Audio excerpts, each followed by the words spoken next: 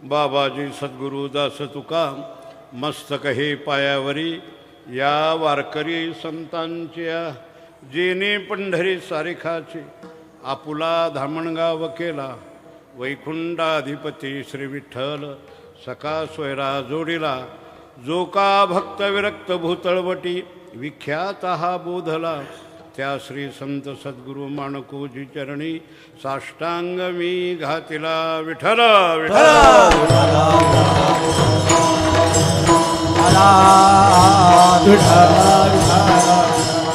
प्रस्तुत आज सेवेकरिता म्हणजेच निरूपणाकरिता प्राप्त असलेला किंवा निवडलेला असा जो श्लोक अभंग आहे तो अभंग जगद्गुरु तुकोबारायांच्या गाथ्यामधला अभंग असून या अभंगातून जगद्गुरु तुकोबाराय भगवान परमात्म्याचा पत्ता सांगतात. साध्या भाषेमध्ये पत्ता सांगतात किंवा त्यांचं वास्तव्य कुठं आहे, देव राहतो कुठं, तुकोबाराय या अभंगाद्वारे सांगतात. ते कशा प्रकारे सांगतात ते आपण यथाशक्ती यथामती आणि यथावकाश आपण आज विचार करायचा आहे.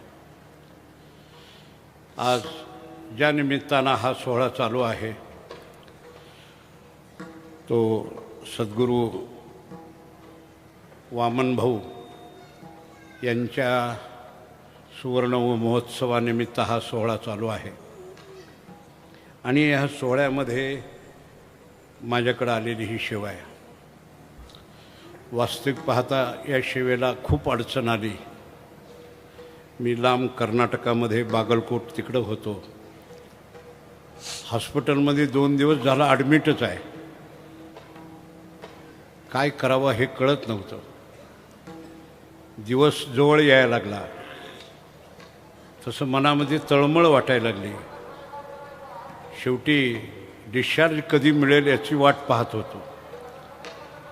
रात्री भाऊला मी विनंती केली, भाऊ तुम्ही जर मला इथनं जर सोहळा तुमचा करायचा असेल सेवा तर मला डिस्चार्ज करून द्या.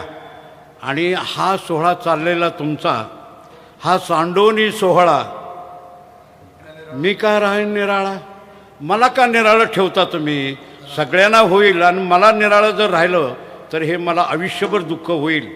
आणि खरोखर त्या भाऊंचं सामर्थ्य असं आहे की खऱ्या अर्थानं देव तयाजवळी असे, त्यांच्याजवळ देव आहे. देव भाऊला विनंती करणं म्हणजे देव त्यांच्याजवळ आहे, देवानेच ऐकलं.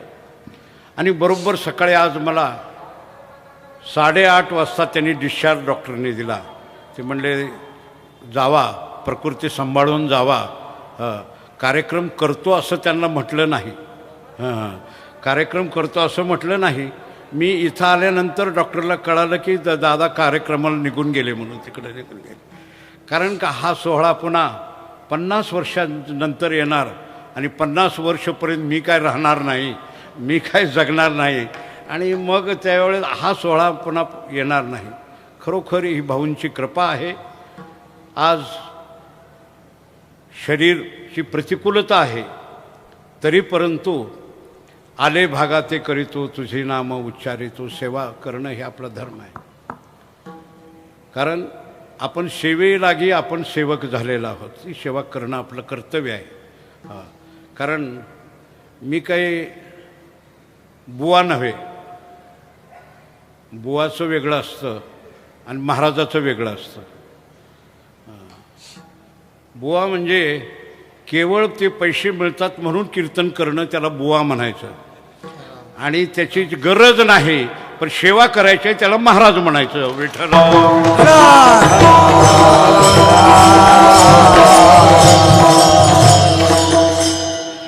परंपरा आहे, संप्रदाय सांभाळावा लागतो. असो, जगद्गुरु तुकोबाराय आजच्या या अभंगातून देवाचा पत्ता सांगतात. कारण जीवाला मनुष्य देह प्राप्त झाला तो केवळ एवढ्याकरता झाला की भगवत प्राप्ती करून घेण्याकरताच मनुष्य देह भगवंताने दिला. मनुष्य देहाची प्राप्तीच याच्याकरता आहे. जेणे तू जोडसी जेने तू जोडशी, काय जोडशी तर नारायण. जेने तू जोडशी नारायण म्हणून भगवंतानी हा मनुष्य देह दिला. देवे दिला देह भजना गोमटा, याच्याकरता मनुष्य देह दिला. बाकी जगामध्ये अनेक जीवराशी आहेत, पण या जीवराशीमध्ये कोठे काही कोठे काही, एक आहे एक नाही. किंवा पशु काय पाप पुण्य जाणती, उत्तम मध्यम भोग भोगिती, कैक उपजताची मरती, बहिरे अंध होती पांगुळमुखी. पशुपक्षादी जीवाला जेने तू जोडशी नारायण सांगितलं नाही तर त्यांना आहार निद्रा भय मैथुन या भोगामध्येच त्यांना निघून जायचं आहे. पण मनुष्य जन्माला मात्र मनुष्य देहा ऐसा निध दिला की जेणेकरून भगवत प्राप्ती करून घ्यावी. कारण मनुष्य जन्माची सार्थकताच त्याच्यामध्ये आहे. तुका मने जन्मा आल्याचे सार्थक, तुका मने जन्मा आल्याचे सार्थक, तुका मने जन्मा आल्याचे सार्थक, तुका मने जन्मा आल्याचे सार्थक, तुका मने जन्मा आल्याचे सार्थक, तुका मने जन्मा आल्याचे सार्थक,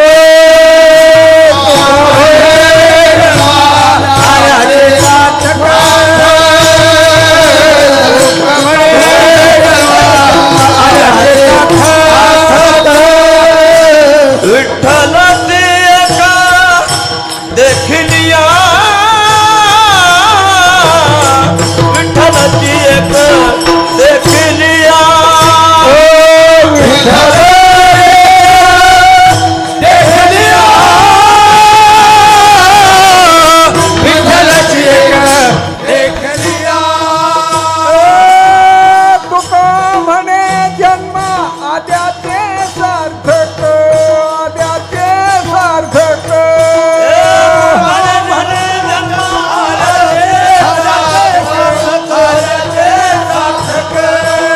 तुका म्हणे जन्म आद्याचे सार्थक, आद्याचे सार्थक, म्हणे जन्म आद्याचे सार्थक, आद्याचे सार्थक.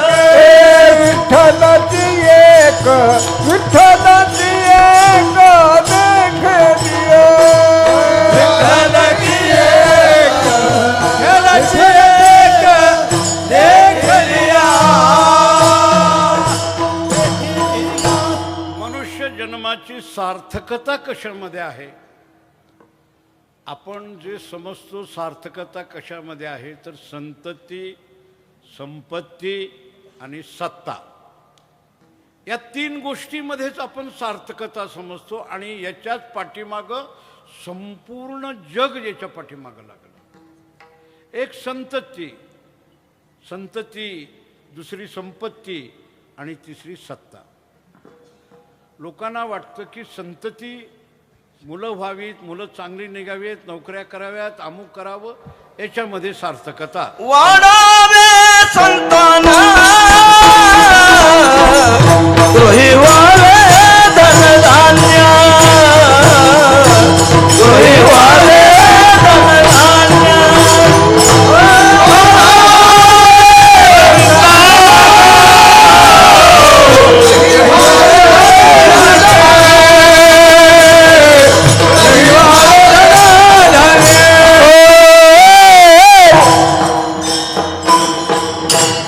काय झालंय, बैल लय म्हातारा झालेला आहे आणि फार जर दुखून आलेला आहे. जर तुम्ही सांभाळून घेतलं तर जाईल. तुम्ही सगळी प्रमाणात देत बसला ना मग काय अवघडच होऊन बसवलं. विठ्ठल प्रत्येकाला वाटतं वाढावं, संतान वाढावं, आपलं कुळ वाढावं, धनधान्य आपल्या घरामध्ये व्हावे, भरपूर संपत्ती यावी, पैसा यावा, याच्यामध्ये आपल्याला धन्यता आहे किंवा सार्थकता आहे. किंवा एखादा सत्ता अधिकार मिळावा, कुठल्याही गोष्टीमध्ये अधिकार असावा. सत्तेशिवाय माणसाला समाधान वाटतच नाही. सत्ता असावी कुठल्याही. व्यवहारामध्ये सत्ता असंही वाटते नव्हे, अलीकडं परमार्थात सुद्धा सत्तेची आवाज, परमार्थात सुद्धा सत्ता असावी वाटते. साधा टाळकरी म्हणून राहू वाटत नाही, बुवाच व्हायला पाहिजे त्याला, झालाच पाहिजे असं त्याला वाटत असतं. चटकन आपण महाराज व्हावं याच्यामध्ये धन्यता वाटते त्याला, त्याच्यामध्ये धन्य. पण या सर्व गोष्टीमध्ये जीवनाची सार्थकता जर असती तर अनेक आपण पुराणामध्ये दृष्टांत पाहतो.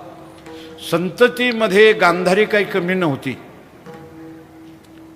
गांधारीला काही कमी नव्हती. 101 लेकरं होती आणि काय सुंदर लेकरं होती. काय नावं आहेत? दुर्योधन, दुःशासन, दुर्मुख, दुर्विक, सगळ्याला दूर लागलं. अरे ही दुर्योधन, पहिलं धन तसलं वाईट धन जन्मलं. दुर्योधन, दुःशासन, मग एवढी संतती पण काय उपयोग झाला त्याचा? बर, संतती संपत्तीचा जर विचार केला तर ज्याची एवढी संपत्ती, कुणाची? रावणाची. त्याचाही पुराणात आपण उल्लेख बघितला. त्याचीही सार्थकता झाली का? नाही झाली, संततीने झाली नाही. सत्ता केवढी तरी मोठी रावणाची होती, झाली नाही. मग जन्माची सार्थकता कशात आहे? तुका म्हणे जन्मा आल्याचे सार्थक. आल्याचे सार्थक कशात आहे? तर विठ्ठलची एक देखलिया. बस हा मूळ सिद्धांत आहे. विठ्ठल भगवत प्राप्ती व्हावी. पण भगवत प्राप्ती व्हावी, पण त्याच्याकरता कुठे हुडकावं लागेल? त्या भगवंताला, भगवंताला हुडकायचं कुठं? नेमकं राहतो कुठं भगवान? असा कोणी त्याचा पत्ता आतापर्यंत सांगितला नाही की भगवान अमुक ठिकाण आहे. कारण भगवंताचा पत्ता सांगता येत नाही. देश, वस्तू, काल कुठल्याही दृष्टीनं परिच्छेद त्याचा होत नाही. देव देशानं सांगता येत नाही, वस्तूनं दाखवता येत नाही, कालानं बोलता येत नाही. कळालं? देव कसा आहे देशानं सांगता येत नाही. तुमची आमची ओळख देशानं आहे, आपली ओळख देशानं आहे, गावानं ओळख आहे आपली. अमुक आहे, अमुक देशातले, आम्ही महाराष्ट्रातले, कर्नाटकातले, अमुक त्यातले आपण म्हणतो. भारतातले देशानं आपली ओळख आहे, किंवा आपल्या गावानं ओळख आहे. आम्ही या गावचे, आम्ही त्या गावचे, या गावचे, ही ओळख आहे. पण भगवान परमात्म्याला देश परिच्छेद होत नाही. असं म्हणता येत नाही की देव कुठं आहे, कुठल्या महाराष्ट्रात आहे मग कर्नाटकात नाही का? बरं, कर्नाटकात, मध्य प्रदेश नाही का? अहो, कुठल्याही देशात गेले तरी देव आहे. देव नाही असा कुठलेही आपल्याला स्थान भेटत नाही. जळी, स्थळी, काष्टी, पाषाणी, चौकडा असू द्या. मग भगवान परमात्म्याला देश परिच्छेद होत नाही. देशानं देवाची ओळख करून घेता येत नाही, सांगता येत नाही. बर, मग देव आपल्याला वस्तूनं दाखवता येईल का? देवाची ओळख कशी करायची? वस्तूनं दाखवता येईल का? देव कसा आहे? असा आहे. कसा आहे? काळा आहे. कसा आहे? पांढरा आहे. कसा आहे? गोरा आहे. कसा आहे? पटफेटा बांधलेला आहे. कसा आहे? टोपी घातलेला आहे. असं काय आहे का त्याचा? कसा दाखवायचा तरी कसा? दाखवता येतच नाही. कारण देवासारखाच देव आहे, त्याला दुसरं दाखवताच येत नाही ना. कसं दाखवतं? पूर्वी काळामध्ये काय होतं? पूर्वी काळामध्ये एखादी मुलगी पाहायला जायची त्यावेळेस, म्हणजे फोटो वगैरे, मोबाईल वगैरे काय नव्हतं बरं का. आमच्या लहानपणी तसलं काय नव्हतं. कोणीतरी गावातल्या एखाद्या प्रतिष्ठित माणसानं बघून यायचं आणि त्याने सांगायचं तुमच्या पोराकरता पोरगी बरी आहे, तिथली बघून आलो. आल्यावर मग ते घरातली विचारायचे, बघून आलात? हो. कशी आहे पोरगी? मग त्यांनी सांगायचं त्या खालच्या गल्लीतले त्या ह्यांची पोरगी बघितली का, पाटलाची पोरगी? हो बघितली ना. हां, तशीच आहे. आता तशी असेल का? अजिबात नसल. पण तशी सांगितल्यावर अशी कळाली. कळालं का? तशी सांगितल्यावर अशी कळाली, पण अशी म्हणजे तशी नाही. अशी म्हणजे तशी नाही. देव कसा आहे असं दाखवता येईल का? हे आपल्या गावचा तो रामू आहे का नाही, त्या रामूसारखा. अहो, तो रामूच निराळा, तो रामच निराळा. त्या रामात आणि ह्या रामात फरकच आहे. ते विठ्ठल वेगळा, हा विठ्ठल वेगळा. अहो, वस्तूनं आपल्याला दाखवताच येत नाही. परमात्मा वस्तू परिच्छेद होत नाही, देश परिच्छेद होत नाही. बर, मग कालाचा परिच्छेद होतो का? देव कुठल्या कालामध्ये आहे आणि कुठल्या कालामध्ये आहे? देव आपल्याला म्हणता येईल का आमच्या पंजोबाच्या वेळेस तो पांडुरंग इथं आला किंवा आता इथं आजोबा आला, आजोबाच्या काळात आला? नाही नाही, असे कितीतरी गेले. आजा मेला, पणजा मेला, बाप मसलाच गेला, सगळे गेले कितीतरी. पण देव आहेच. आपला आजोबा असताना देव होता की नाही? होता की नाही? होता. आपल्या वडील असताना होते की नाही देव? होता. आता आपण आहे, देव आहे का नाही? आहे. आपण गेल्यावर राहणार का जाणार? देव राहणारच आहे. देवाला काल मर्यादा नाही, काल परिच्छेद होत नाही. अमुक कालामध्ये आहे, तमुक काला. देवळ बांधलेल्याचा काल मर्यादा आहे, पण देवाची काल मर्यादा नाही. मंदिरं बांधण्याची काल मर्यादा येते, पण देवाची मर्यादा येऊ शकत नाही. ते सांगता येत नाही. तुमच्या आम्हाला काल मर्यादा आहे, आपल्याला कालाची मर्यादा आहे ना. आपण काय करतात अलीकडं ते हे करतात वाढदिवस, त्याला नवीन भाषेमध्ये बर्थडे म्हणतात. नवीन भाषेत ते काय बर्थडे. आता ते बर्थडे करायचं कुठनं खोळं आलं कुणाला माहिती, मला कळत नाही. आलं ते आलं, महाराज लोकातही शिरलं. महाराज लोकही बर्थडे करा. आता एक करा, बर्थडे करणं म्हणजे वाढदिवस करणं चांगलं का वाईट? दुःख मानावं का आनंद मानावा? अहो भगवंताने किती आयुष्य दिलं याची गॅरंटी नाही. आपल्याला गॅरंटी आहे का? नाही. मी नेहमी म्हणतो, अहो चप्पलच्या दुकानात चप्पलेची गॅरंटी आहे, पण माणसाची गॅरंटी नाही. किरसुनीची गॅरंटी मागणीनं द्यावी, आणि आपल्या आईनं नो गॅरंटी माल. आपल्याला गॅरंटीच नाही, कसलीच गॅरंटी नाही. मग असलं असताना आपली आयुष्याची मर्यादा किती आहे ती माहिती नसताना आपलं आयुष्य गेलं. समजा आता 50वा वाढदिवस. आता वाढदिवस का कमी दिवस? जेवढं होतं त्यातलं कमी गेलं. 50 गेले म्हणून रडावं का आनंद मानावा? दुःख मानावं. 50 वर्ष गेलं आपलं आयुष्य, काही उपयोग झाला नाही. अल्प आयुष्य मानव देह शत गणिले ते अर्ध रात्र काय मध्ये बालवतीला क्षय काय भजनाची उरले ते पाहेगा.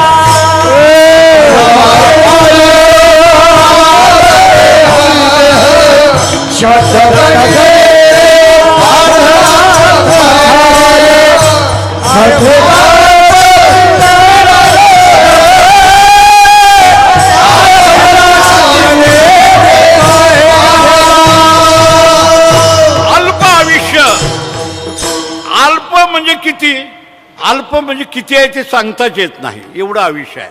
बरं, याच्यामध्ये आपलं आयुष्य गेलं, जाऊ द्या. वाढदिवस केला, करायला काय हरकत नाही, करा. बरं, करताना काय करता? काहीतरी आणता आणि ते ठेवता. त्याला म्हणायचं केक. बरं, का असू द्या, काय तुमचा केक असू नाही तर फेक असू द्या, तिकडं काय असू द्या, आणि ते आणायचं. आणि मग वाढदिवसाच्या दिवशी त्याला गुलाबाचं फूल द्यावं का काय देतात ते कापायला? चाकू. गुलाबाचं फूल द्यायला सोडून त्याला चाकू दिला आणि कप कप. अरे वाढदिवस आहे, कापाकापी सुरू केली काय इथं. बरं, असू द्या. पुन्हा काय करायचा? ती मेणबत्ती लावायची आणि लावलेला दिवा पुन्हा ह्याला सांगायचं काय? फुक फुक. लावलेला दिवा आहे बरं का, आणि त्याला म्हणायचं फुक, विजवायचा. आता मला एक सांगा, आपल्या घराला मुलगा असावा कशाला? वंशाला दिवा लावायला. आता लावलेला इजवीला, आता ह्याचा दिवा कसा राहायचा बरं? लावलेला इजवीला आहे ना. एवढं साधं गणित कळत नाही. विठ्ठल विठ्ठल.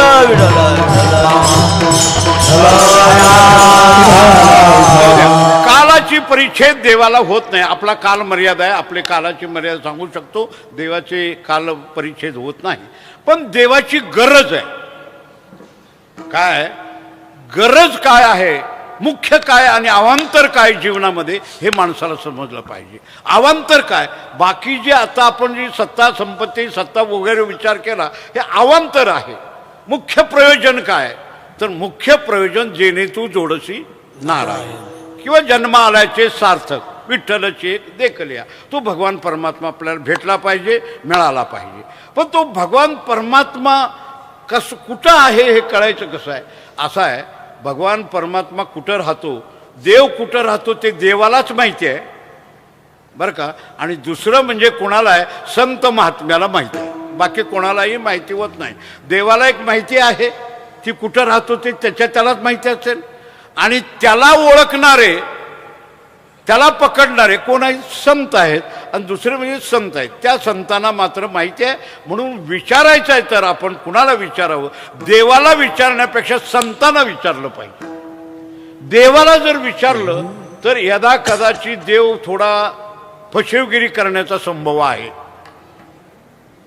देव खरं सांगेल का न सांगेल याची गॅरंटी नाही. हो, कारण नारदालाच त्याने एकदा फसवलं ना, नारदालाच फसवलं. नारद एकदा सहज वैकुंठाला गेले आणि देवाकडं पाहिलं. आता देवाचं ऐश्वर ऐका, यश, श्री, औदार्य, ज्ञान, वैराग्य आणि ऐश्वर.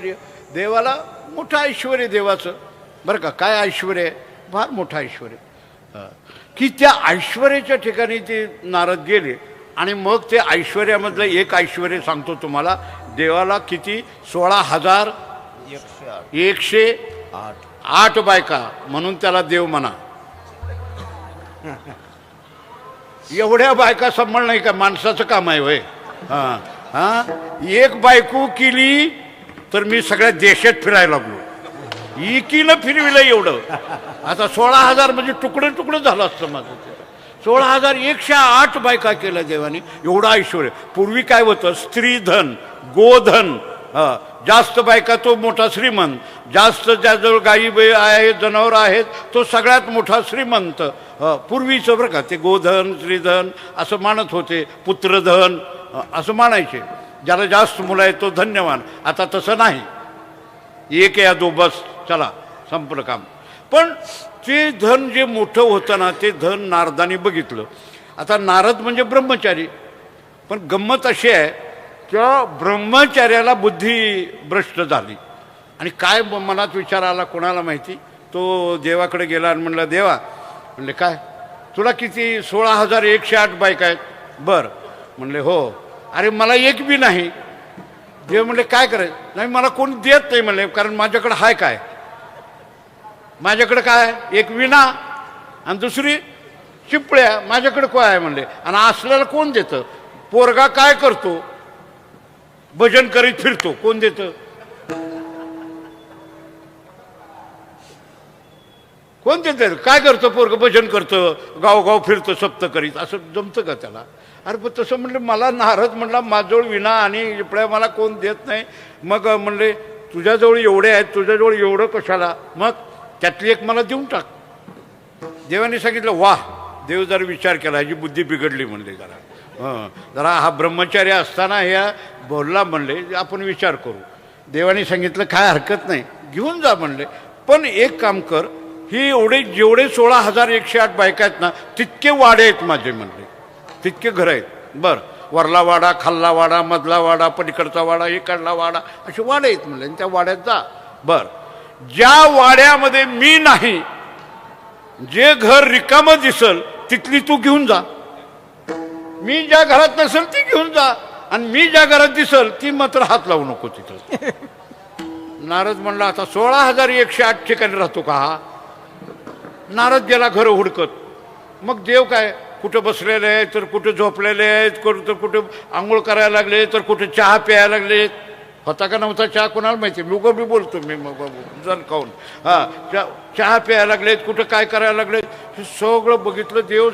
नारद 16,108 घरं फिरला, पण कुठेही जागा त्याला देव नाही, ती जागा दिसली नाही. नारद शेवटी आला, देवा हे काय म्हणले, खरं सांगतो कुठं राहतो, कुठं राहतो. देव म्हणले तुला सांगू का, मी कुठं, नाहम वसामे वैकुंठे, मी कुठं राहतो माहिती आहे का, यत्र गायंती भक्त तत्र तिष्ठामी नारदा, माझे भक्त गाती जेथे नारदाने वादे, नारदाने वादे, नारदाने वादे, माझे भक्त गाती जेथे नारदाने उभा तेथे, नारदाने वादे, नारदाने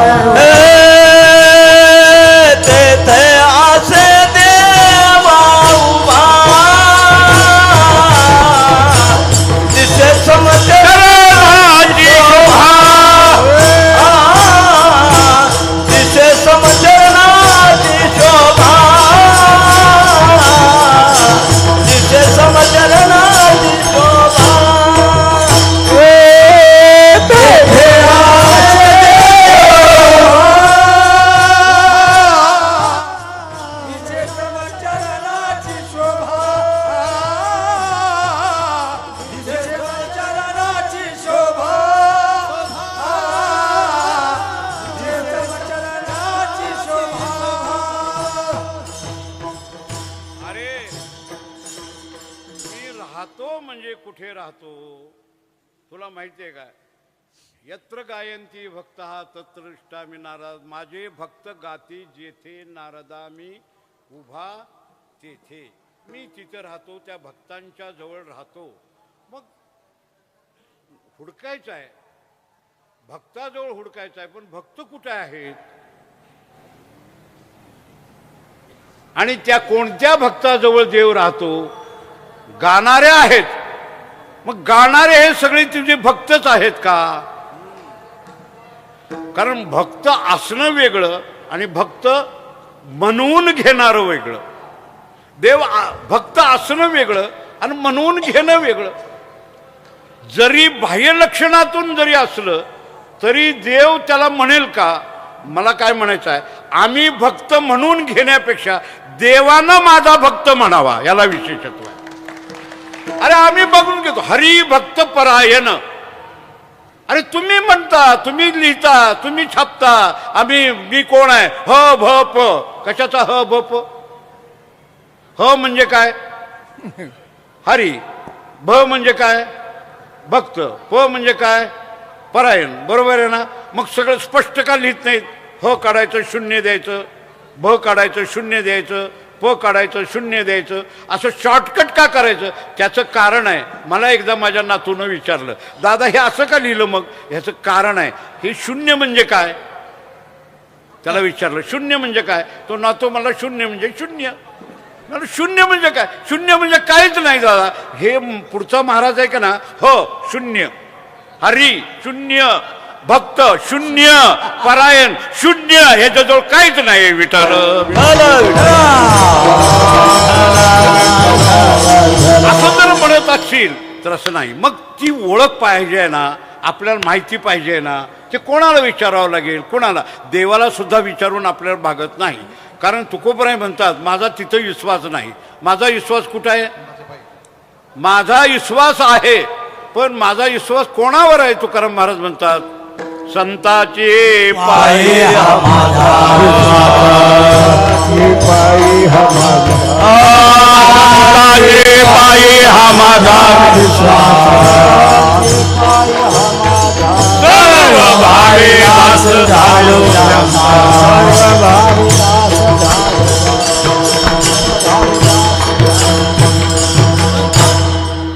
सर्व भावे दास झालो त्यांचा.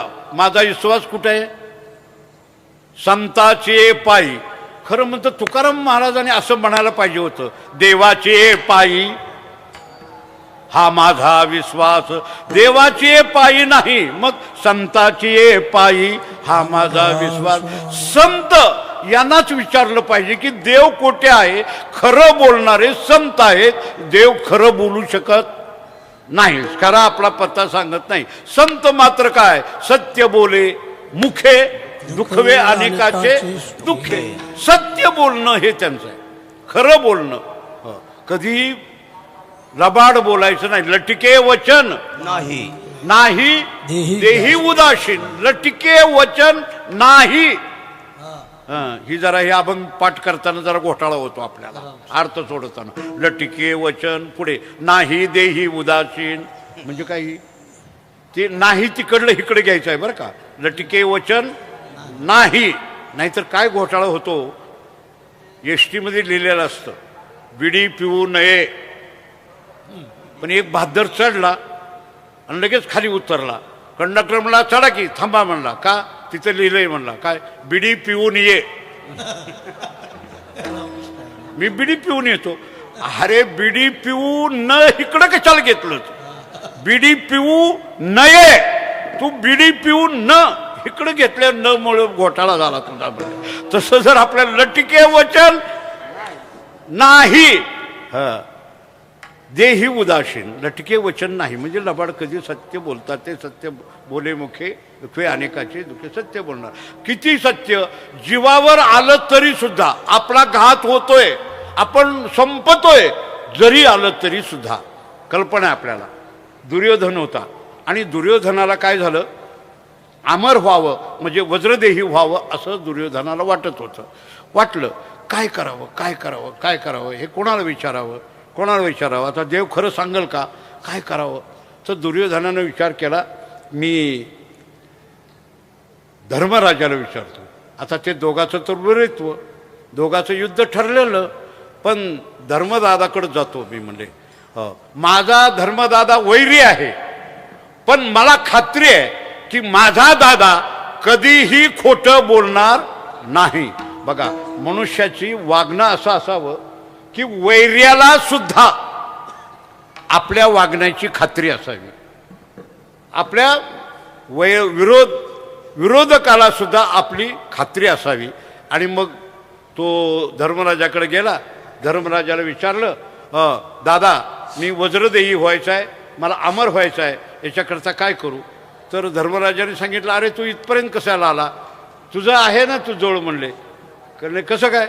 अरे तुझी आई म्हणजे माझी काकी आहे ना, माझी काकी ही महान पतिव्रता आहे. कारण तिनं ज्या वेळेस तिचं लग्न जमलं आणि तिला कळालं की माझा नवरा आंधळा आहे, हे कळालं, त्याच वेळेस तिनं डोळ्याला पट्टी बांधलेली आहे. बरं, तिच्या डोळ्यामध्ये दिव्य तेज आलेलं आहे. बरं, मग तुझी आई आहे ना, दुर्योधना माझ्यापासून येण्यापेक्षा आईकडे जा, आईची दृष्टी तुझ्या शरीरावर पडली की तू वज्रदेही होशील. धर्मराजांनी सत्य ते सांगून टाकलं, सत्य बोले मुखे सांगून टाकलं. हे गेलं दुर्योधन, आईला विचारलं, आई मला वज्रदेही व्हायचं आहे, अमर व्हायचं आहे. बरं, मग याच्याकरता तू एकदा डोळे उघडून मला बघितलं पाहिजे. ते म्हणलं, असं तुला कोण सांगितलं? तर धर्मदादानी सांगितलं. मग धर्म सांगितलंय म्हणल्यानंतर बरोबर आहे. म्हणलं ठीक आहे, काय हरकत नाही, जा तू काय कर, कपडे उतरवून ये, अंगावर कपडे घालू नको, पूर्ण शरीरावर एकदा दृष्टी देते. हे खोलीत गेलं, कपडे काढायला लागल्या, तोवर ही बातमी कळाली. कुणाला कळाली? धर्मराजानं खरं सांगितलं, पण ही बातमी कळाली कुणाला? कृष्णाला, कारण तो तिथंच होता ना. द्वारकेचा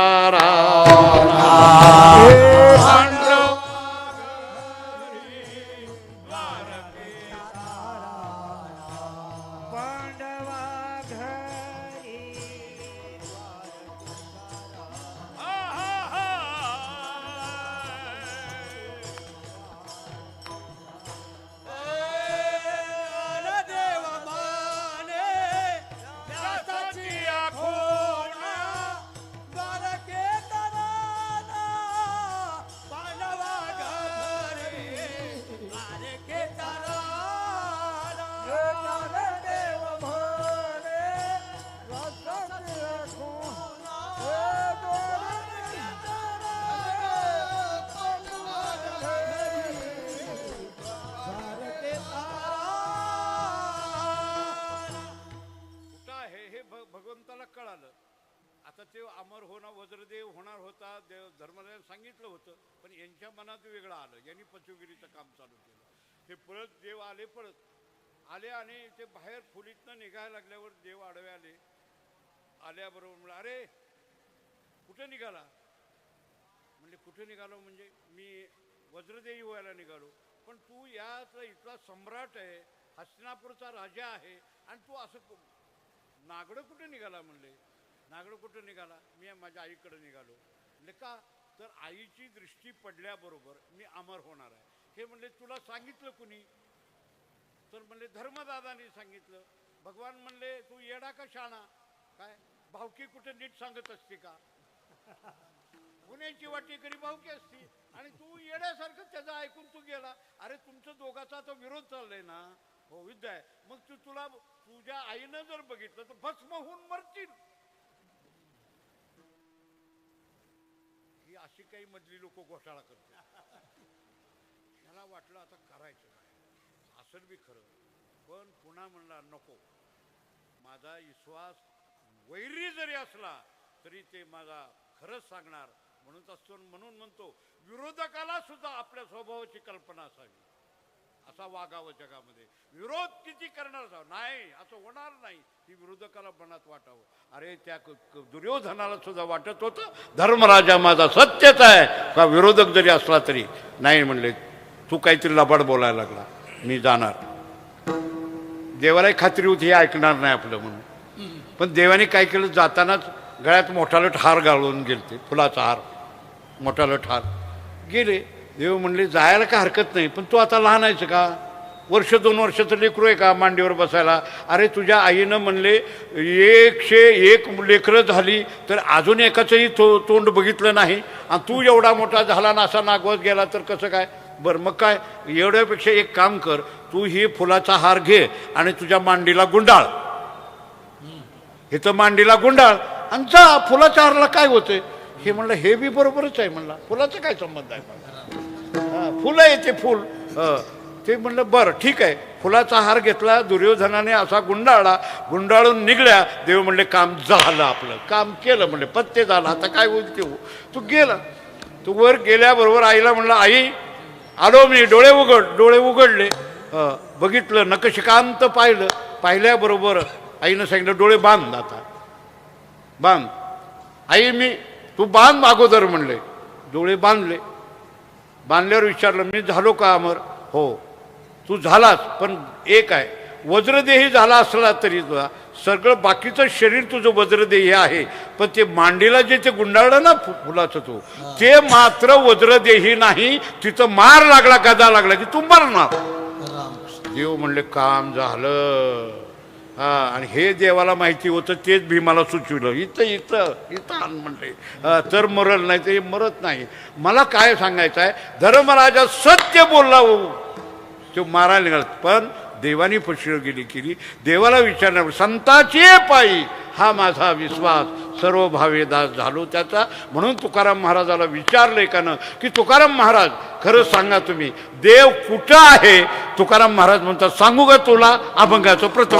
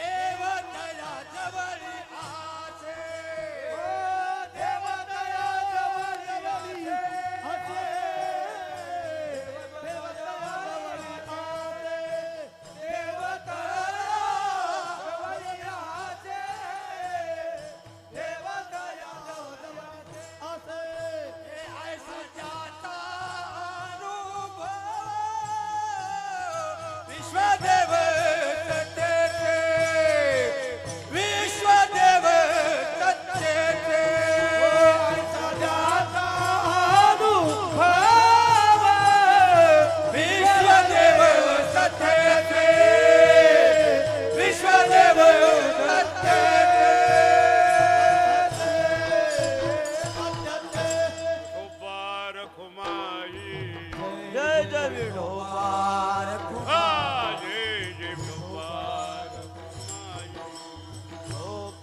रखुमाई विठोबा रखुमाई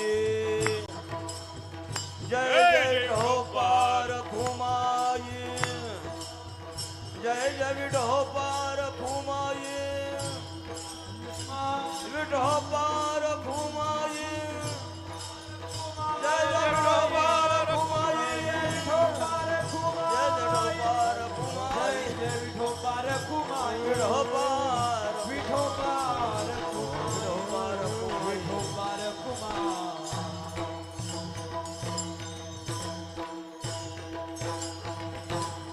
ऐसा ज्याचा अनुभव विश्वदेव सत्यत्वे. महाराज देवाचा पत्ता सांगताना विठाला विठाला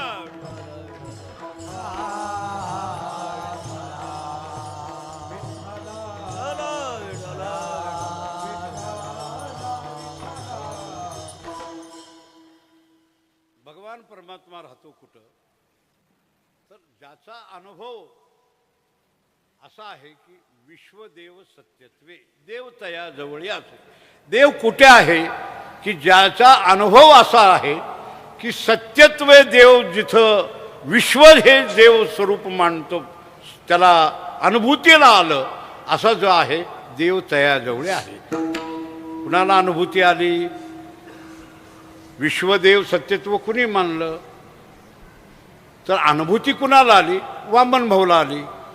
विश्व देव सत्यत्व हे कळलं कुणाला वामन भाऊला कळालं.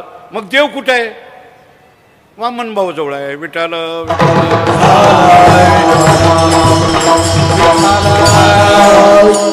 सत्यत्व हा अनुभूती आली पाहिजे. जगन मिथ्य आणि ब्रह्म सत्य ही जी अनुभूती आली पाहिजे बरं का. अनुभूती येणं महत्वाचं आहे. पाठ करणं नाही. उगं बसला पाठाला आणि विचारसागराच्या पाठाला बसला पाठामध्ये म्हणायला लागला जगन मिथ्य ब्रह्म सत्य. अरे पाठ करून नाही अनुभूती यावी लागते. ऐसा ज्याचा अनुभव विश्व ब्रह्म सत्यत्वे. ब्रह्म सत्य आहे. भगवान परमात्मा हा सत्य आहे. तो सत्य कशाला म्हणायचं जे असत नाही ते सत्य किंवा ज्याचा नाश होत नाही. अविनाश करी आपुले आईशे लावी मनापिशे गोविंदाचे. जो अविनाशी आहे ज्याचा नाश नाही तो सत्यत्व. कारण जगतामध्ये काय आहे जग जेवढं आपल्याला दृष्टीला गोचर होतं तेवढं जग हे काय आहे मिथ्य आहे खोटं आहे. दिसतं तसं नसतं म्हणून जग फसतं. तसं नाही. जे जे देखणे जे जे देखणे सकळ ते स्वप्नीचे मृगल म्हणून ती चरण कमळ रापर महादेव वैष्णवते. जे जे देखणे सकळ ते स्वप्नीचे मृगल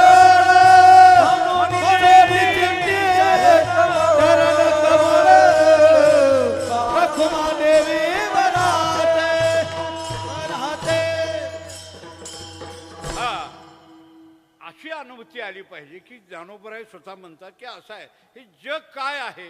जे जे देखणे आपल्या दृष्टीला जेवढं गोचर होतं आपल्या दृष्टीनं जेवढं जितकं काय दिसतं जे जे देखणे सकळ ते काय आहे म्हणते माऊली. ते हे स्वप्नीचे मृगजळ. आता हे तर अवघडच झालं. स्वप्न म्हणजे काय सत्य का मिथ्य. स्वप्न खरं का खोटं खोटं. बर हे स्वप्न खोटं आणि मृगजळ खरं असतं का खोटं. मृगजळ खोटं. महाराजांनी दोन दृष्टांत दिला. नुसतं स्वप्न म्हटले नाही. स्वप्न आणि स्वप्नातलं मृगजळ म्हणजे खोटं आणि खोट्यातलं खोटं. खोटं आणि खोट्यातलं खोटं हे मिथ्य आहे. खोटं आहे आणि खोट्यातलं हे खोटं आहे. अगोदरच खरं नाही बरं का खरं नाही पण ते भास मात्र होतं, सत्यत्व आपल्याला वाटतं. त्याचं कारण काय? ब्रह्मानं एक कोणी भिक्षुक होता बरं का, एक भिक्षक होता आणि त्या भिक्षाऱ्यानं काय केलं, आता निघाला आणि कुठंतरी जेवायला त्याला चांगलं प्रकारचं मिळालं, भरपूर जेवण केलं. आता म्हणला कुठंतरी जाऊ पाणी पिऊ. विहिरीवर गेला, एका विहिरी ठिकाणी पाणी पिला. पाणी इतकं पिला की सुंदर भरपूर पाणी पिला. आला विहिरीच्या कट्ट्याड्यावर आला, झाडाची एक सावली होती, बसला झाडाखाली आणि बसल्या बसल्या जेवल्या असल्यामुळं, पाणी पिलेलं असल्यामुळं, उन्हाळ्याचे दिवस सावली असल्यामुळं तिथं झोपला. कुठं? विहिरीच्या कट्ट्याड्यावर झोपला. कुठं झोपला? विहिरीच्या कट्ट्याड्यावर झोपला आणि झोपल्याबरोबर काय झालं, त्याला स्वप्नामध्ये एक लॅटरी तिकीट लागलं बरं का, आणि ती जवळजवळ 10 करोड रुपयाचं लागलं. कीर्तनात बोलायला काय गेले माझं गठुडं, 10 करोड म्हणायला, देणं ना घेणं. मला काय माहिती 10 करोड म्हणजे किती असतं ते, बोलायचं आपलं, आपण तिथपर्यंत गेलोच नाही अजून. तर 10 करोड रुपये लागलं स्वप्नात बरं का, हे लक्षात ठेवा. आणि झोपलाय कुठं? विहिरीच्या कठड्यावर. आणि 10 लाख रुपये लागलं. काय करायचं म्हणलं, एवढे पैसे घेऊन काय करायचे, एवढे पैसे घेऊन काय करायचे म्हणलं, कुठंतरी शहरात जाऊ आणि एखादा जागा बघू, घेऊ जागा बरं का. स्वप्नात पटापट कामं होतात बरं का. स्वप्नात ते लगेच गेला, 10 कोट म्हणल्यावर एक गावाला गेला, जागा घेतली. जागा घेतल्यावर म्हणलं आता जागा घेतली, बंगला बांधायला काय हरकत आहे. बंगला बांगितला, इंजिनियर कसा मिळाला, वाळू कुठनं आणली, काय भानगड झाली कुणाला माहिती. एका स्वप्नात सगळंच काम होतं. ते बंगलाही तयार झाला. बंगला तयार झाला म्हणलं आता एवढा मोठा बंगला बांधला, आता म्हणला मी एकटा राहून काय करू, एखादी बघू कुठंतरी. हे लोकाला कळलंच होतं 10 करोड रुपये लागले त्याला म्हणून, लोकाला कळलं होतं. देणाऱ्यानं दिली, आता स्वप्नातल्याला माणसाला दिली, आता जागृतीतल्या माणसाला मिळणार लोक. आज त्याला मिळाली, कशी मिळाली की मिळाली. बरं, मिळाल्यावर काय झालं, लेकरं बी झाली त्याला. स्वप्नात काय वेळ नसतो ते, झाली 2-4 लेकरं झाली, ही झाले, बंगला बांधला, झोपले. इकडल्या बाजूला बायको, इकडल्या बाजूला नवरा आणि ही मधी लेकरं झोपी गेले. झोपी गेल्यावर ती जागा अडचण व्हायला लागली. बायको म्हणली बांधलं तुम्ही, जरा मोठं बांधायला पाहिजे होतं. ते म्हणलं आता झालंय त्याला काय करायचं. अहो पण मी इकडं काय भिताडत जाऊ का म्हणले, कुठं झोपू. मग ती म्हणली मी काय करू सांग. काय नाही, थोडं सारखा म्हणले. ती कुठं झोपलं होतं, ते थोडं सारखा म्हणलं की ते सरकलं ते हिरदपकन पडलं. झालं पडल्याबरोबर ती जागं झालं. आणि पुन्हा म्हणते माझी बायको कुठं आहे, का होती तुला, माझा नाव हे कुठं आहे, घर कुठं आहे, लेकरं कुठं आहे, आणि का होती तुला लेकरं, होती का नव्हती. मग सरक म्हणलेलं खोटं आहे का, होती का बायको, नव्हती. मग सरक म्हणलेली कोण होती. एक लक्षात घ्या, स्वप्नातली सरक म्हणली तर हिरीत पडलं. रामकृष्ण. आता पुढचं जास्त महाराजापुढे बोलायचं नको. आता जास्त झालं काय होईल तिचं. अरे ते हिरीत पडलं पुन्हा. पण आता सरक म्हणलेलं खोटं आहे का, खरं आहे. सरकलेलंही खरं आहे. होतं का, नव्हतं. मग कसं घडलं, तसंच हे जगतात चाललेलं आहे.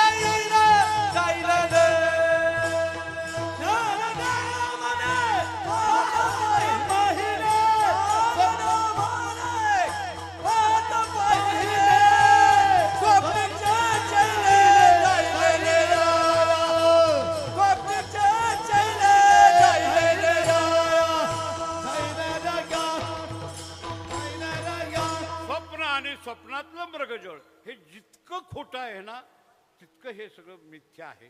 आणि हे ज्ञान ज्याला आलं आणि हा अनुभूतीला आलं, अनुभूतीला नव्हे त्याच्या दृष्टीनं जे जे भेटे भूत ते माणी जे भगवंत, हा भक्तियोग निश्चित हा शब्द कसा घातला, हा भक्तियोग माझा निश्चित हेच भक्तियोग आहे बरं का, बाकी नाही.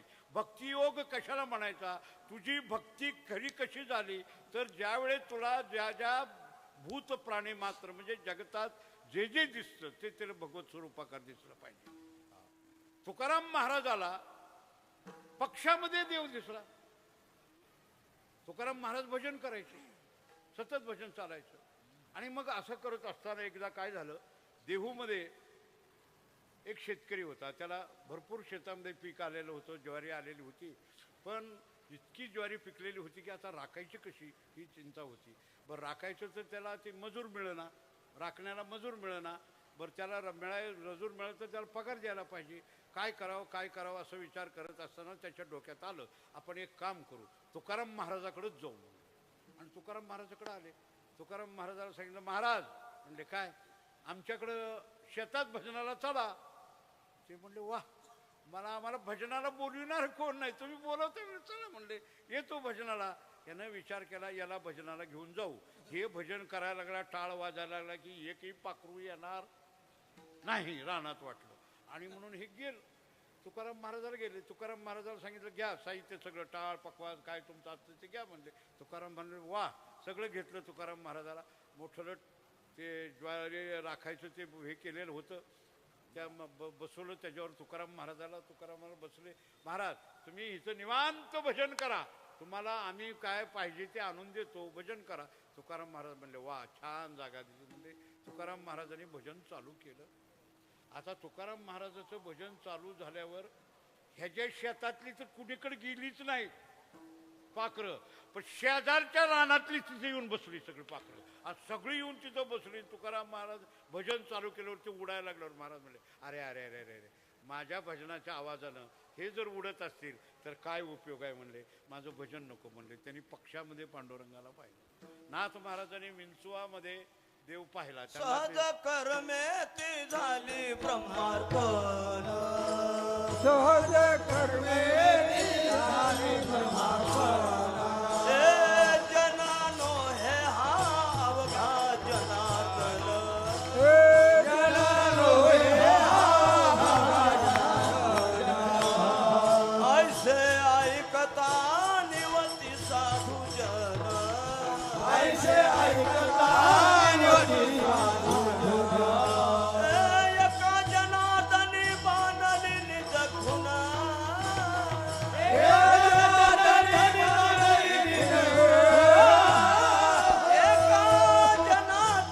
बांधली निज खुन,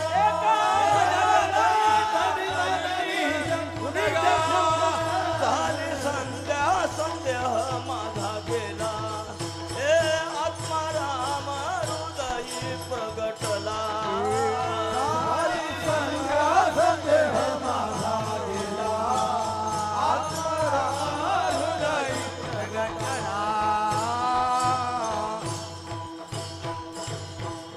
ऐसा ज्याचा अनुभव की विश्वदेव सत्यत्वे, कारण देव स्वतः सांगतो ना, मी केव्हा कुठं आहे, ममैव अंशो जीव लोके जीवभूतच सनातना. प्रत्येक जीव प्राणी मात्रामध्ये मी अंश रूपानं सगळीकडे आहे. आणि असा भगवान परमात्मा ज्याला अनुभूती आलेली आहे, देव तयाजवळी आहे, देव तयाजवळ आहे, बरोबर आहे. पण अशी अनुभूती आली का नाही हे कसं समजायचं.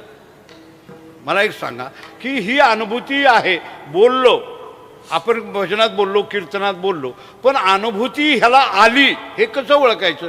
एकच त्याला ओळखायला साधं सोपं साधन आहे, त्यांना पाहिल्याबरोबर समाधान वाटलं की ओळखायचं हे अनुभूती आलेली आहे यांना, परमात्म्याची अनुभूती. आपल्याला त्या माणसाला पाहिलं, चेहरा बघितला की समाधान वाटावं.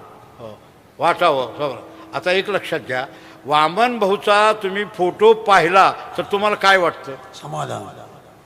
पाहिल्याबरोबर काय होतं, लगेच दर्शन करू वाटतं.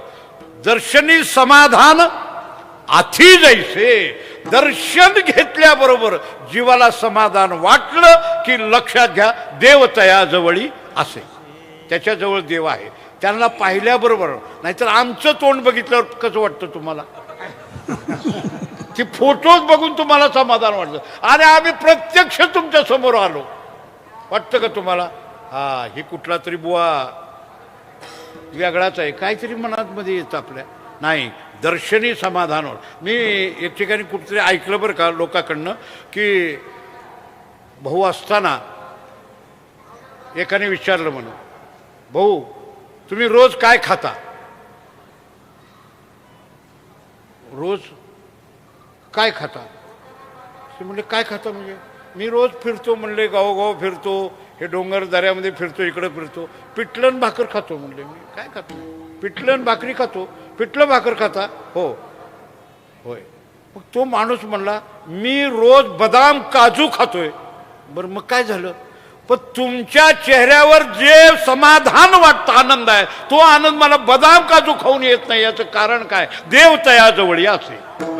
संतांचे भोजन अमृताचे पान, संतांचे भजन अमृताचे पान, संतांचे भोजन अमृताचे पान, संतांचे भोजन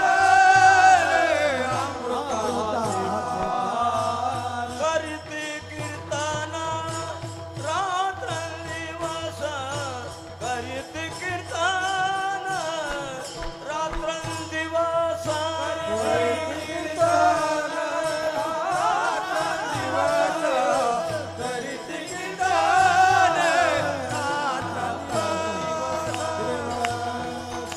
अशा माणसाचं दर्शन झालं की पाप नासे दर्शने. आणखीन एक लक्षण सांगितलं, त्या विश्वदेव सत्यत्वे हे कशावरून ओळखायचं? की त्यांना पाहिल्याबरोबर, त्यांचं दर्शन घेतल्याबरोबर आपल्याला समाधान वाटलं की ओळखायचं आपलं पाप संपलंय, आपल्याला समाधान मिळालंय. एक. दुसरं लक्षण, त्यांच्याकडं काम क्रोध चाल करून जात नाही. कामक्रोधानो हे चाली, अनेकावर चाल केली त्यांनी. ऋषी मुनी जपी तपीवर कामाची चाल झाली, क्रोधाची झाली. पण ज्यांच्यावर चाल ते करू शकत नाही. चाल म्हणजे कळालं का? अंगावर येणं. अंगावर येणं त्याला म्हणजे त्या मराठी शब्द आहे तो. हो, चाल करून आला आमच्यावर, चाल करून आला. कामक्रोधानं किती बी चाल करायचा प्रयत्न केला, इकडून तिकडून चाल करायचा प्रयत्न केला, तरी कामक्रोधान नव्हे चाली. काय चालू होत नाही? त्याचं कारण आहे भूती झाली साम्यता. भूती ठिकाणी सगळी साम्यता त्यांना दिसलेली असते. आणि म्हणून देवतया जवळी असे पापनासे दर्शने. तुका म्हणे भेदा भेद गेला वाद खंडोनी. देवतया जवळी असे पापनासे दर्शने. ज्ञानेश्वर माऊली नारायण माऊली नारायण माऊली ज्ञानेश्वर माऊली नारायण माऊली ज्ञानेश्वर माऊली.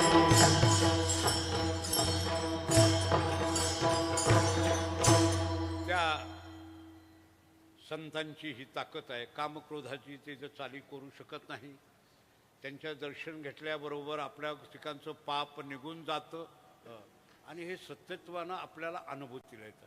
मी पहिल्यापासून सुरुवातीला सांगितलं की ज्यावेळेस मला काल परवा दिवशी ॲडमिट आमच्या मुलांनी केलं की म्हणले दादा तुम्हाला खूप त्रास आहे, आता ॲडमिट करायचं. मग वाटायला लागलं हे कशामुळं मला आता सेवा आहे पुढे. आणि सेवा असताना का आलं तर त्याचं कारण आहे. तुका म्हणे पापे आणि येती रोगाचे रूपे. तुका म्हणे पापे आणि येती रोगाच्या रूपे. तो डॉक्टर म्हणला फार कठीण आहे, फार त्रास आहे, हे करा. मी म्हटलं जर पाप रोगाच्या रूपानं आलंय तर तुका म्हणे पापे जाती संताची जपे. येती रोगाचे रूपे तर जाती संताचे जपे. हे ज्यावेळेस आपल्याला कळल्याबरोबर मी रात्री त्या मुलाला म्हणलं आता एक काम करू. काय? भगवान भाऊलाच आपण वामन भाऊलाच आपण म्हणू की भाऊ आता तुमचा सोहळा आहे आणि तुमच्या सोहळ्याला जर मला तुम्हाला सांडायचं असेल, हा सोहळा मला जर दाखवायचा नसेल तर काय उपयोग? त्यांचं स्मरण करायचं आणि खरोखर अक्षरशः मी सत्य बोले मुखे, दुसरं काही नाही. भाऊना सांगितलं जर सकाळपर्यंत तुम्ही मला जर डिस्चार्ज दिला आणि नीट केलं तर मी जाऊन कीर्तन करणारच ही त्याच्याला. आणि भाऊची ताकद काय, ही भाऊची ताकद आहे. तर डॉक्टर म्हणले होते आम्ही सोडणार नाही, दुपारपर्यंत आम्हाला डॉक्टर येत नाहीत, सोडणार नाही. पण काय गंमत, त्यांच्या कशीच बुद्धी भाऊने दिली. कुठून आले, कर्नाटकात कवा आले, कवा त्या डॉक्टरच्या मनात शिरले कुणाला माहिती. 8:30ला डिस्चार्ज त्यांनी म्हणले. 8:30ला म्हणले जावा तुम्ही घरी जावा. आम्ही म्हणलं आम्ही पंढरपूरला जाऊन औषध पाणी करतो, आम्हाला सोडा मोकळं. आणि तिथनं मोकळं इथं आलो. इथं आल्यावर तिथनं फोन आला आमच्या इथंच महाराजांच्या स्थानात बसलो. आला, कसे आहेत दादा, बरे आहेत का? दादा कीर्तनला आलेत म्हणले. आता कीर्तनला आलेत. अरे म्हणले हे कोणाची ताकद आहे? तर देवतया जवळ असे पाप नासे दर्शने. त्यांच्या स्मरण केला की त्यांच्या स्मरण केल्याबरोबर निश्चितपणानं आपल्याजवळचं पाप नाश होतं. ही शक्ती त्यांच्या ठिकाणी आहे. त्यांच्या या 50व्या वर्षानिमित्त हा चालू असणारा कार्यक्रम आहे, सुवर्ण महोत्सव. आणि या महोत्सवात मला विठ्ठल महाराजांनी मला आमंत्रण दिलं. मला कधी कळत नाही की विठ्ठल महाराजांचं म्हणजे बाबांचं मला कळत नाही, म्हाताऱ्याच्याच का मागं लागते? म्हातारी किती महाराष्ट्रामध्ये किती एका चढीत एक मुलं आहेत, कसली कीर्तनकार आहेत, पण बाबांचा हट्ट असतो नाही दादा तुम्ही आलंच पाहिजे. रात्री मी विनंती केली, ते म्हणले बाकीचं काय नाही, तुम्ही आपलं काय करा, डिस्चार्ज घ्या, तुम्ही काय करा, इथे यायला पाहिजे. काय त्यांचे एक प्रेम आहे बा, त्यांची एक श्रद्धा आहे. त्यांना त्यांच्यामध्ये असं आहे कीर्तनं कशी असावी आणि कीर्तनं कुणाची ठेवावी हे जर तुम्हाला शिकायचं असेल तर विठ्ठल महाराजाकडे तुम्ही या, बाबाकडे. कारण हरिदासा मुखे हरिकथा श्रवण. मी कर्नाटक, महाराष्ट्र, आंध्रा, तामिळनाडू फिरतो. मी तेलुगू, कानडी आणि मराठी भाषेत कीर्तन करतो. पण अलीकडं कीर्तनाची मर्यादा संपली गेली. कीर्तन कसं असावं हे कीर्तनकारालाच कळेना आणि त्याला कळेना म्हणण्यापेक्षा कीर्तन ठेवणाऱ्यालाच समजेना काय करावं. कीर्तन ठेवणार समजा कीर्तन कसं असावं, कीर्तनाची मर्यादा काय, त्याच्यामध्ये काय विषय असावे. पण हा विषय संपलेला आहे. पण अचूक निदान जर करत असतील तर आमचे विठ्ठल महाराज अचूक निदान करतात की आपल्याला असंच झालं पाहिजे, असं दंडक झाला पाहिजे. नाहीतर आज त्यांचं एवढं मोठं ऐश्वर्य आहे. हे ऐश्वर्यापुढे त्यांनी नुसतं जरी एखाद्या मोठ्या कुठल्याही महाराजाला, मोठा म्हणजे कशानं, ज्याचं ते त्यानं लावलंय, जे मोठी किंमत लावली का नाही ते स्वतःची, काय काय किमती लावतात लावतात. मला नळदुर्ग भागातला एक फोन आला, म्हणले दादा तुमची तारीख पाहिजे. मी म्हणलं ठीक आहे. आता अलीकडे मोबाईल आल्यामुळे कुणी प्रत्यक्ष भेटत नाही, बोलत नाही, काय नाही. त्यानं फोनवर बोललं ती कोण मला माहीत नाही, मला काय माहीत नाही. ते म्हणलं आहे का? मी म्हणलं आहे म्हणलं तारीख. ठीक आहे म्हणलं, बरं घेतो मग. ती म्हणलं तुमचं काय असतं? मी म्हणलं माझं कीर्तन असतं. तुला काय तमाशा वाटला का? म्हणलं कीर्तन असतं. नाही तुमचा रेट काय? मी म्हणलं केवढ्याला घ्यायचा आहे? बोल म्हणलं, तुला केवढ्याला पटतंय तेवढ्याला घे. ही आजकाल त्याची जी परिस्थिती निर्माण झाली आणि कीर्तनाची जी झाली. आणि खरं कीर्तन मी आता जवळजवळ 8-10 वर्ष तर होऊन गेली विठ्ठल महाराजांच्या सान्निध्यात आलो आणि मी त्यांच्या नारळी सप्त्यात अनेक दिवसापासून मी कीर्तनं करतो. पण मी कीर्तनाचा जर टाईमला यादी वाचतो बरं का, तर कीर्तनाच्या नावं वाचल्याबरोबर मला कळतं की खरं निदान त्यांना कळालं आहे. आणि मग नाही तर त्यांनी कितीही मोठ्या लोक बोलवलं असते, पण नाही. तर ही जी पद्धत आहे ना, ही खरी कीर्तनाची पद्धत आहे. तेव्हा त्यांनी मी अगोदर फोनवर दुसरे बोलत होते, मोहन बुवा वगैरे, मी जरा हे केलं. पण ज्यावेळेस विठ्ठल महाराजांचा आवाज ऐकला मला वाटत होतं ह्यांनी तिकडं फोन देऊ नये, माझा देऊ नये, पण त्यांनी त्यांच्याच हातात दिला. आणि मग मात्र मला नाही म्हणता आलंच नाही आणि ती सेवा आलो. ती सेवा त्यांच्या चरणी मी अर्पण करतो आणि सेवेला पूर्ण विराम देतो. म्हणा तुकाराम तुकाराम.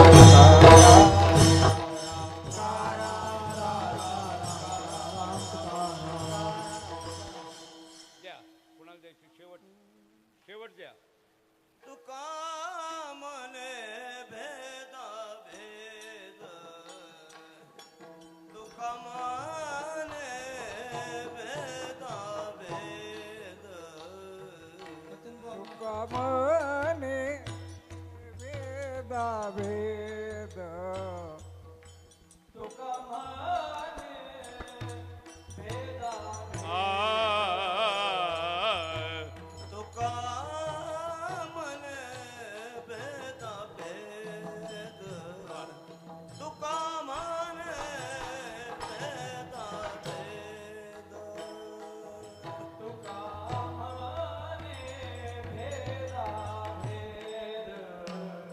खाली बसा.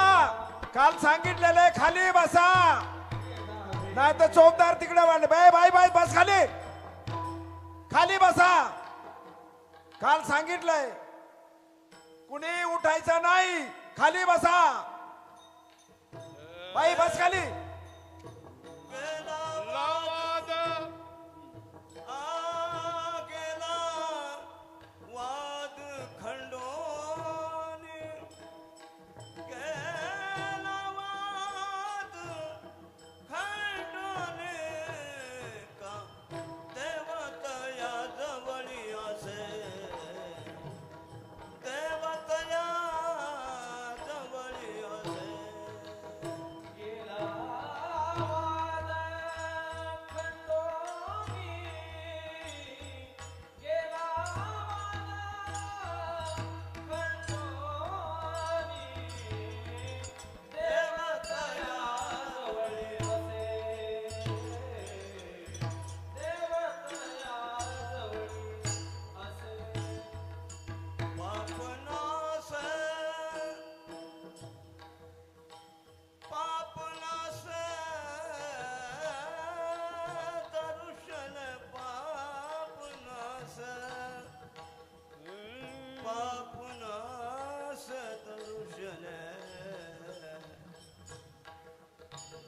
जवळी असे,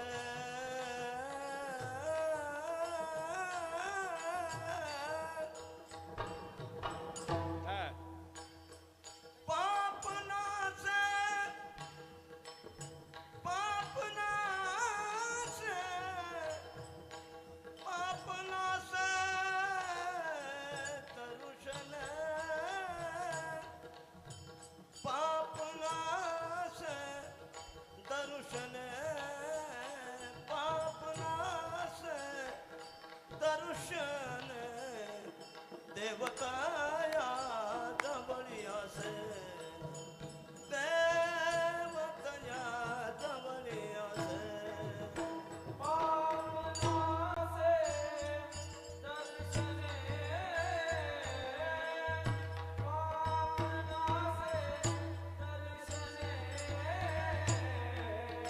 देवतया देवतया जवळी असे.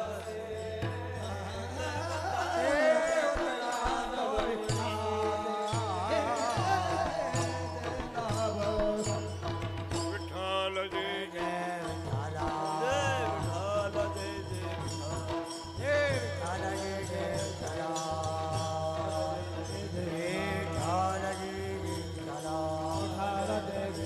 जय विठ्ठल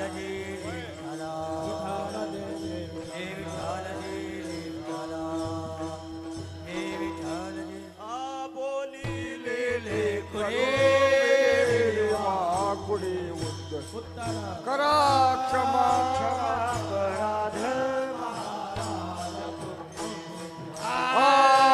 हे उच्चारिला अधिकार म्या पुला.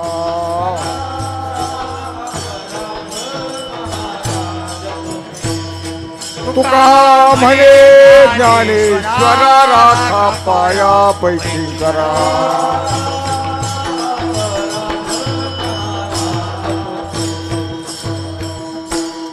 ऐका, प्रथम सर्व समाजाला विनंती करतो, हा श्री संत वामन भाऊचा फड आहे आणि त्यांच्याच पुण्यतिथीत आपण सर्वजण जमा झालेलो आहोत. त्यांची शिस्त तुम्हाला सर्वांना माहिती आहे. कोणीही कीर्तनातून कोणी उठवू नका. ज्यावेळेस ज्ञानदेव तुकाराम होईल त्यावेळेसच उठायचंय. ही सर्वांनी दक्षता घ्यायची. धन्यवाद दादा. आज चौथ्या दिवसाची सेवा श्री संत वामन भाऊ महाराज यांच्या 50व्या म्हणजे सुवर्ण महोत्सवी सप्ताहात आपलं चौथ्या दिवसाचं कीर्तन रूपी वाक्पुष्प त्यांच्या चरणी अर्पण केल्याबद्दल धन्यवाद. उद्याचे कीर्तनकार श्री हरिभक्तीपरायण जलाल महाराज सय्यद निफाडकर यांचं कीर्तन होणार आहे. आजचं संगीत भजन सुनील पासलकर यांचं भजन होणार आहे. तरी सर्वांनी नोंद घ्यायची. आणि दुसरी सूचना अशी आहे, सर्व आठीगाव पुठ्ठ्यातील मंडळींना विनंती आहे, आपल्या पंढरपूर ते गहिनीनाथगड अशी बस म्हणजे एस टी चालू झालेली आहे. सर्वांनी याची दक्षता घ्यायची. एरवी सुद्धा त्या गाडीने जायचं, गाडी बंद होता कामा नये ही आठीगाव पुठ्ठ्याला सर्व मंडळीला विनंती आहे. ज्ञानदेव तुकाराम.